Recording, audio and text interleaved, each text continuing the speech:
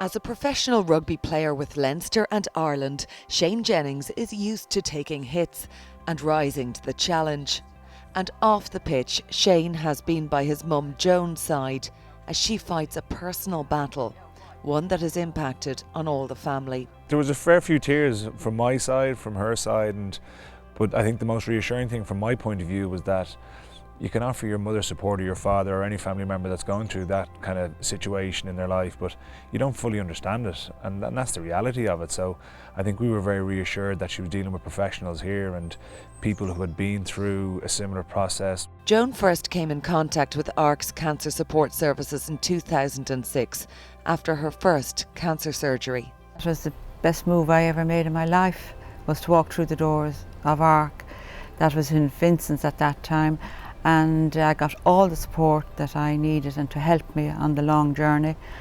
And then in 2010, when I was diagnosed a second time, my first port of call was ARC. When Joan received diagnosis again in 2014, it was her friends in ARC that she first turned to. I mean, my first day that I walked through the doors of ARC, I just walked in and sat down and started crying. Said nothing. Just cried and cried. Yeah. And you know, obviously I needed to do that, but you're not going to do that in front of your family. ARC centres on the South Circular Road and Eccles Street in Dublin are safe havens. Whether it's professional support and counselling or just a chat over a cup of tea, for patients and their families, it's often the escape they need. They do something special here, and like for a family member to see the progression that my mum had gone through from post-surgery the first time to post-surgery the third time. She's a stronger woman because of it, because of the support she's got, because of the help, and because I think they build them up and they get them strong again, you know, to tackle life. Feeling the flow as you breathe in and breathe out. ARC doesn't charge for its services and complementary therapies are there to be enjoyed. We have other individual therapies such as reflexology, acupuncture, Indian head massage, manual lymph drainage.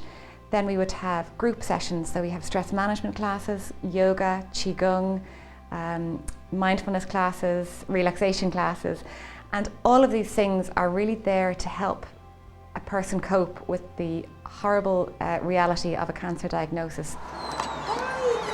It can be difficult to knock on the door, but doing so can make all the difference. The neutrality where people can come and talk to people that understand and they know something about that journey, I think that's really important.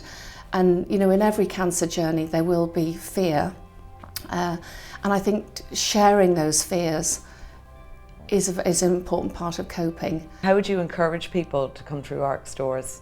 Come in once and talk. You know, I mean, in terms of sort of like if you feel you're met in your needs, for whatever they may be, you'll come again.